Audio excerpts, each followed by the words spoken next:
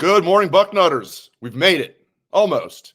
Welcome to the Bucknuts Morning 5. I am Dave Biddle. I'll be joined by Jonah Booker in just a moment. Friday, August 30th, 2024, game day eve. Jay Book and I are going to get into all things Ohio State football. We're going to touch on the Connor Stallion stuff and what Ward Manuel said the other day. I talked about it on the show on Wednesday, and then he released a statement about 5 minutes after I got off the air. Very interesting. We're going to get J-Book's thoughts on that and much more. And we're going to get our predictions for the game. I wonder if J-Book, we usually have a very similar score. So let's see if our scores were similar this time. Before we do that, I'll let you know about our friends at Manscaped. Fellas, do you want your grooming routine to be a one-and-done deal? Well, the days of using the same trimmer for your face and below the belt are over, thanks to our friends at Manscaped. They've come up with the ultimate package to keep your hairs trimmed from 12 to 6.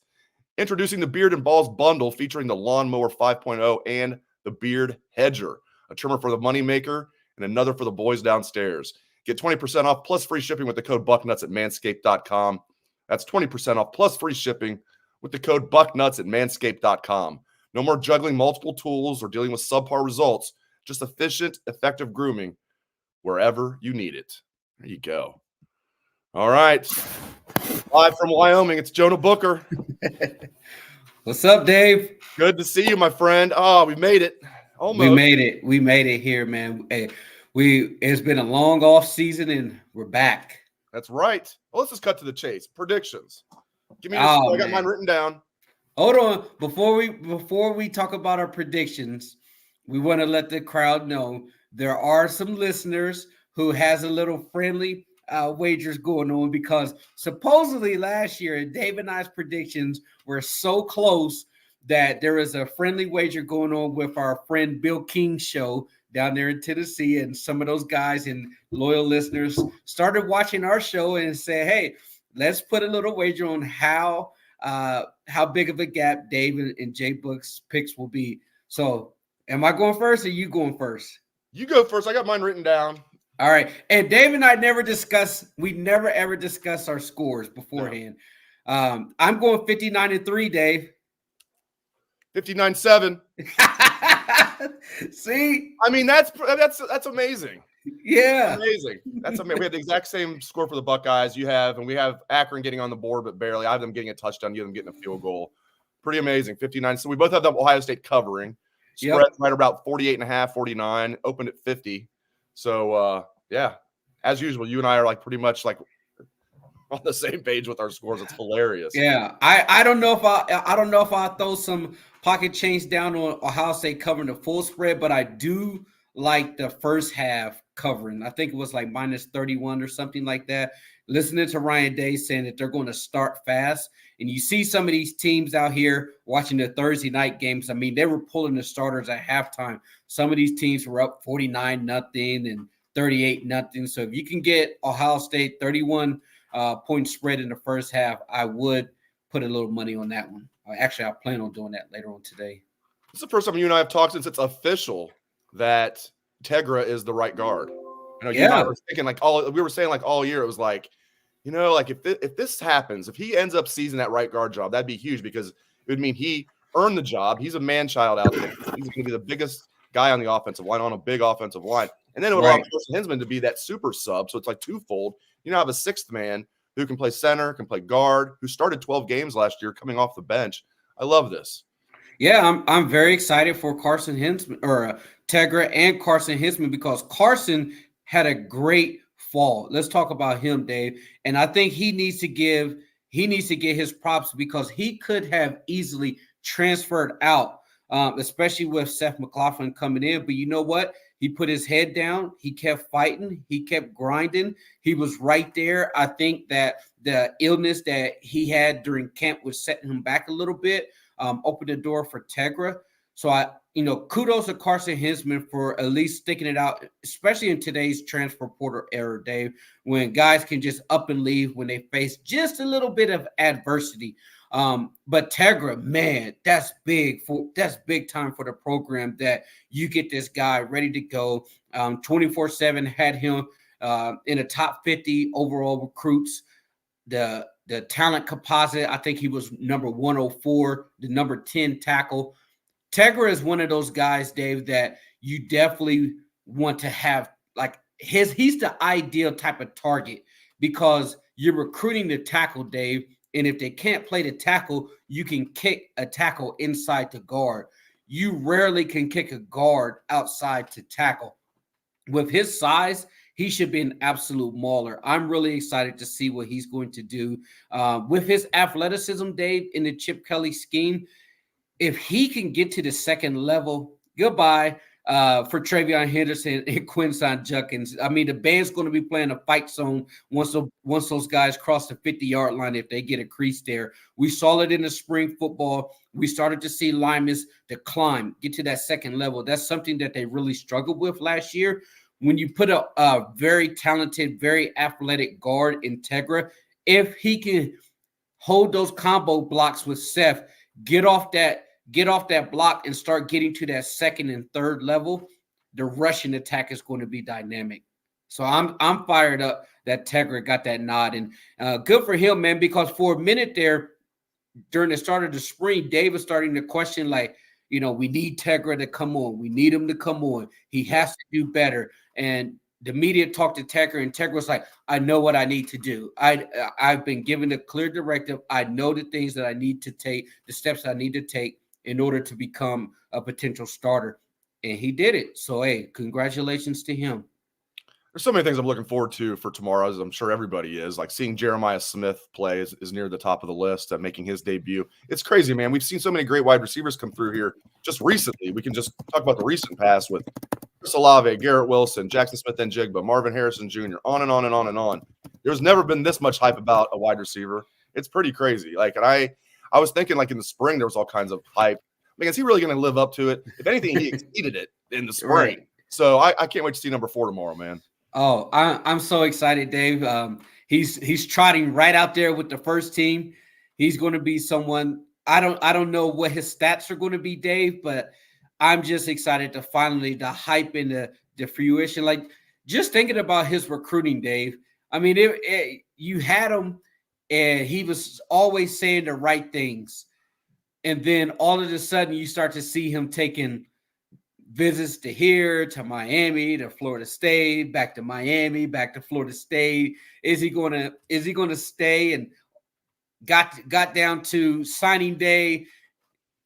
Oh, it's 2:00. We still don't have Jeremiah Smith letter of intention. He hasn't signed yet. Oh, it's 5:00. Okay, should we be panicking here? And then I think it was maybe the next day or something like that, because there was so much involved with his deals that they wanted to make sure that everything was on the up and up as far as the foundation, and he had his attorneys. But that made you sweat, Dave, because you're like, okay, what's going on here? And now, fast forward, we're finally going to see this kid on the field. So that's exciting. Sonny Styles, I think everybody's like, was kind of expecting him to break out as a star last year. It's like he's not getting enough talk, in my opinion. This is the year I think he will break out as a star. He's found a home at will linebacker. He's also going to play some Mike linebacker, which I found interesting. Mm-hmm. And I'm hearing great things about Sonny. It's like people are not talking enough about Sonny, in my opinion. No, and it's going to be great to really see him. And we talked about it, the athleticism upgrade over the last year from what we saw at the linebackers. And no offense to Tommy or Steele, but once you start having Sonny and CJ and Arvell, those type of guys at your linebacker position, it's a major upgrade with the athleticism. So I'm excited to see what he's going to do. The thing is with Sonny, Dave, I think people also need to slightly temper their expectations because the hype around him is so big. This is his first time really playing linebacker at this level. You can't expect Sonny to come in and all of a sudden be a James Laurinaitis, be a AJ Hawk, be someone who's an All-American linebacker off bat. The one thing that you will want to see from Sonny is, okay, go in there, make some plays. You're probably going to make some mistakes, and that's okay. You learn from those mistakes, but you want to see Sonny start to build on everything. You want to see, look at Sonny midway during the season and say, he's a whole lot better than what he was against Akron. During the middle of the season or towards the end of the season, when you get into November, you want to say, Sonny is night and day compared to where he was in the middle of the season in Akron. So you expect to see a slow build from him. I just hope that the fans off rip don't think, hey, oh, what's going on? Sonny's not performing at an All-American level at the very first game when he has the opportunity to learn and build on his performance as the season goes along. So I just say just be patient with him.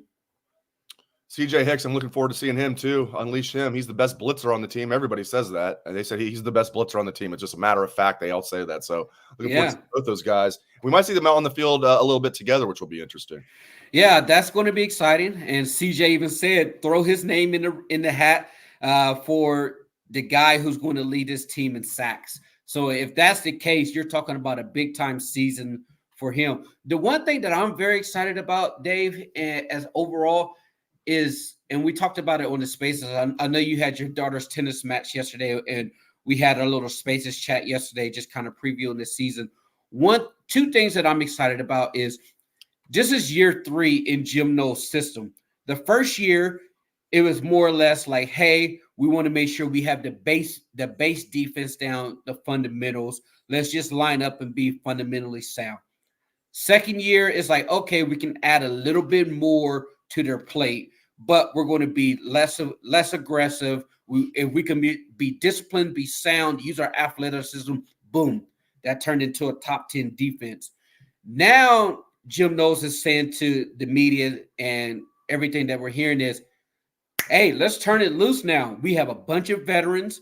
They understand the playbook. They seen everything that I can potentially throw. We have 2 back-end coaches basically on the field in Lathan Ransom and Caleb Downs. So we feel very comfortable as a coaching staff that they can handle more. So let's throw more of the playbook at these guys. So I'm excited to see that. So with that being said, they're talking about now allowing these guys to do a little bit more freelancing instead of being robotic.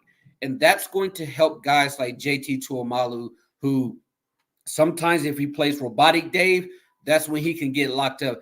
If JT can bust his spin move out and really get after the passer and don't have to worry about having to stay in my lane so that we can cover for the linebackers, now you start seeing guys shining because, hey, we're going to play within the defense, but we're going to play our game. We're going to play our style of football. We're going to play fast. We're going to play physical, and we're going to play violent. So those are some of the things that overall, as far as the defense, that I'm really excited about.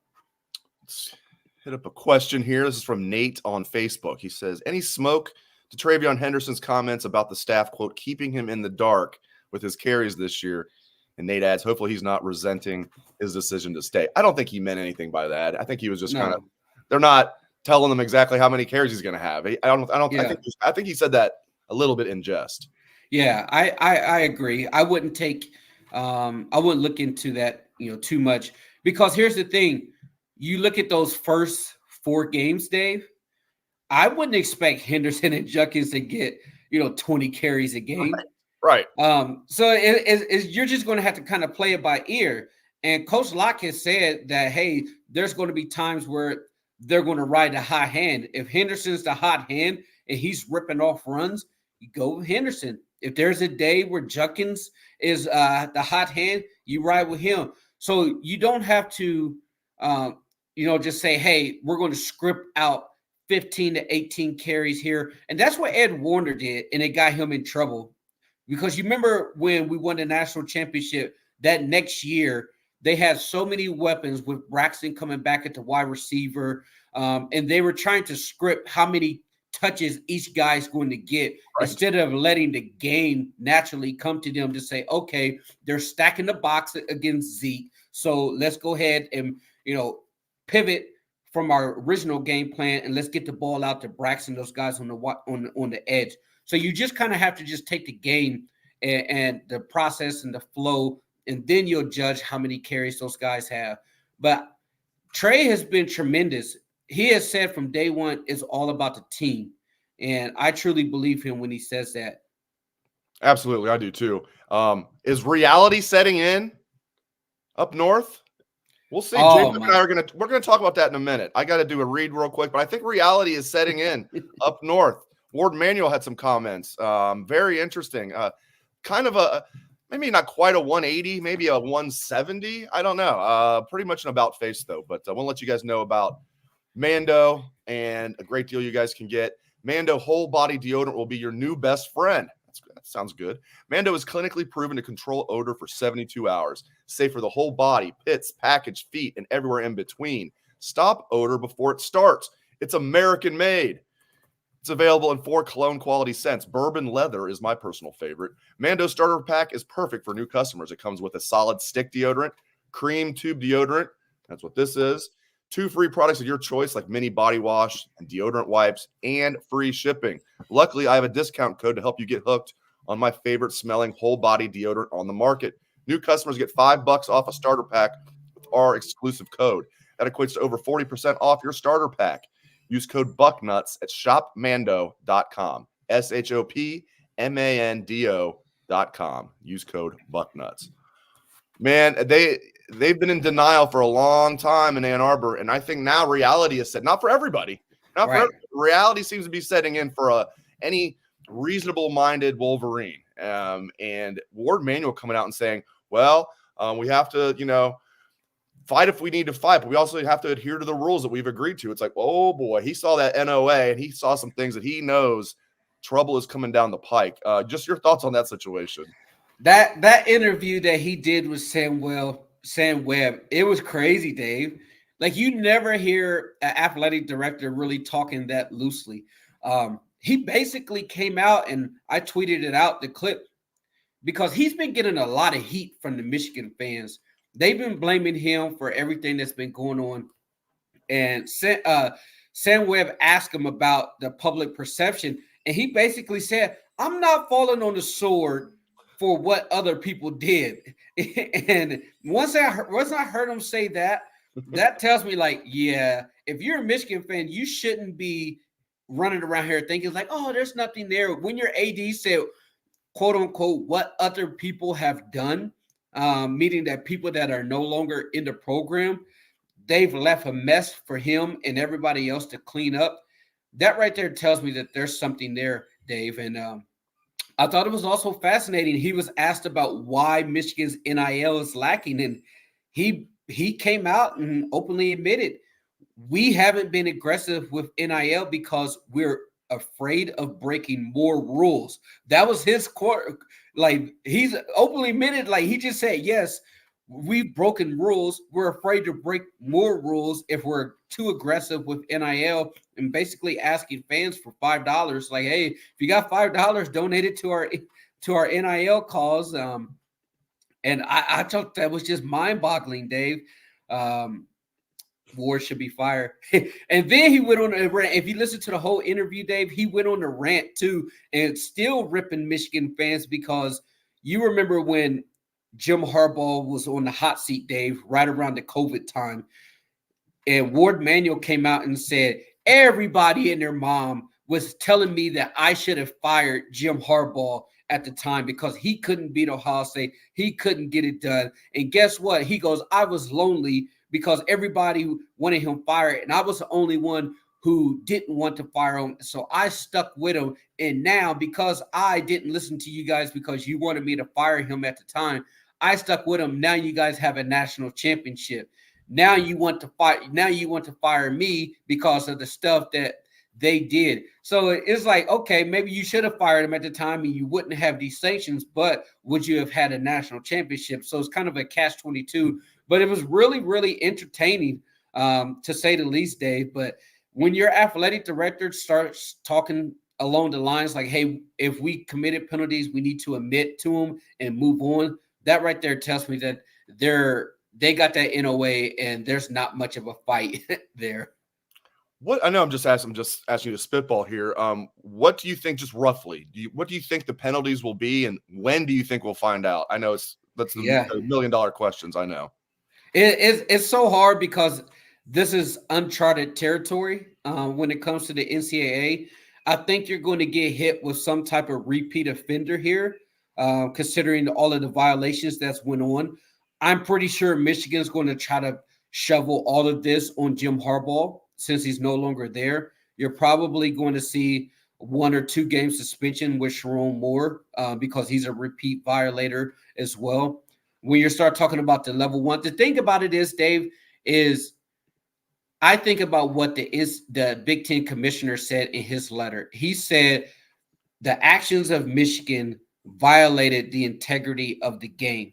So Michigan people can sit up here and cry and whine and say there was no advantage. But when the Big Ten commissioner says what you did impacts the integrity of the game, I think that's something that the NCAA can come back and say, hey, you guys, you want to get mad at us, but your commissioner is the one that said that your actions violated the integrity of the sport. So because of that, we are probably going to, have a scholarship reduction, potential postseason ban.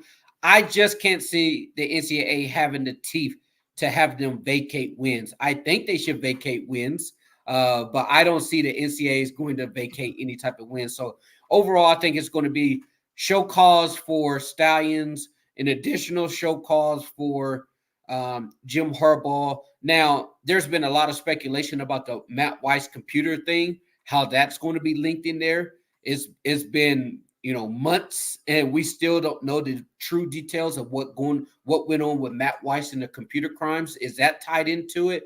And then I think the other thing that's been floating out there, Dave, is Michigan was not proactive in letting the NCAA know once they first found out about the scheme and how it could be a violation. I think that's something to keep an eye on, because what did they say about Jim Tressel?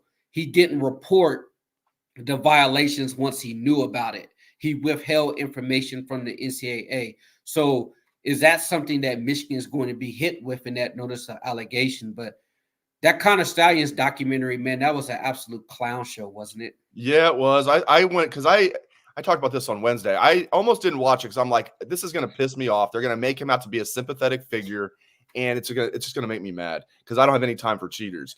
And instead, it just made him look like just a creep. It made him look like he's proud to be a liar and just a bad guy. Like, I thought it made him look worse. He tried to make himself look like a sympathetic figure. I didn't think he looked like a sympathetic figure at all, though. Yeah, he's talking about, I don't break the rules. I work in the gray area. I would do it again if it means that Michigan wins the national championship. I'm like, man, this dude is off his rocker. And Michigan are trying to celebrate him like, oh, I don't recall going to the Central Michigan game.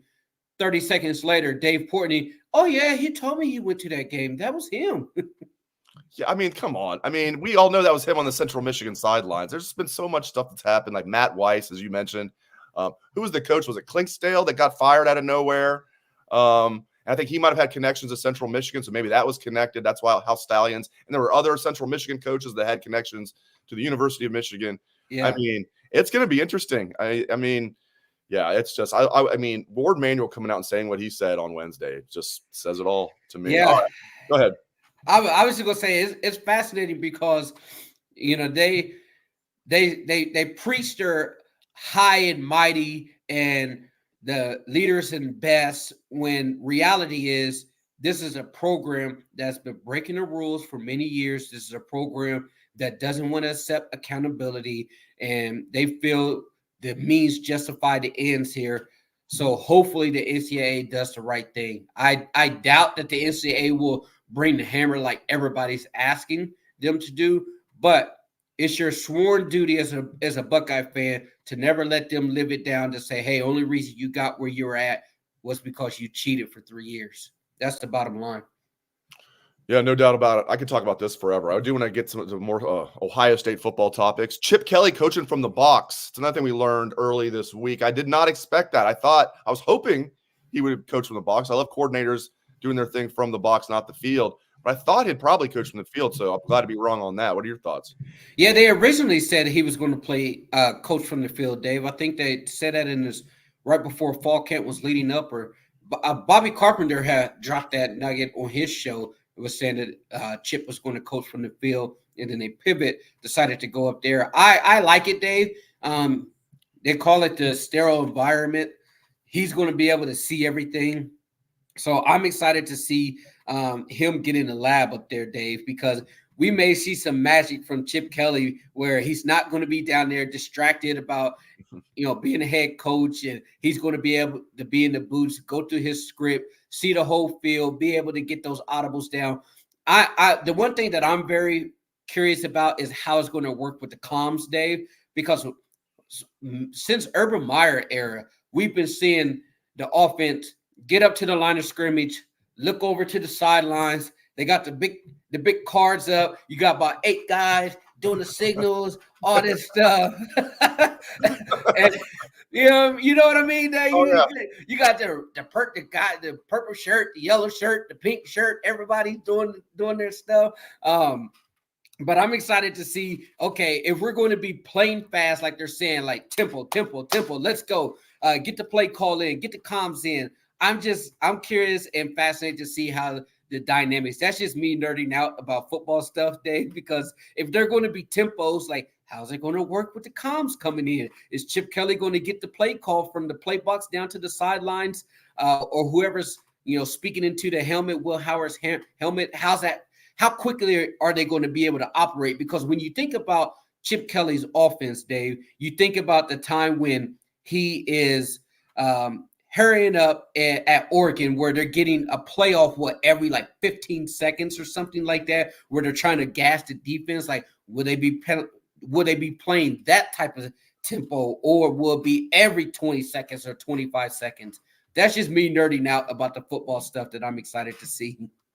I'm also nerding out about Will Howard being the run game coordinator. Chip Kelly and Ryan Day have named him, just not really a joke. It's not like an official title, but they call him the run game coordinator. And Will was talking about that when we met with him on Tuesday. It's very interesting. He's like, at first I was like, wow, I'm gonna have a lot more responsibility than I thought. But he said it's cool because they're putting a lot on his plate where he's going to have the ability to change the play at the line of scrimmage. If they're looking to run left and there's too many guys to the left, move it to the right. I know that's pretty simple, but things like that, he's going to have the ability to change it, particularly running plays. Will Howard's going to have a lot of control up there. I like that.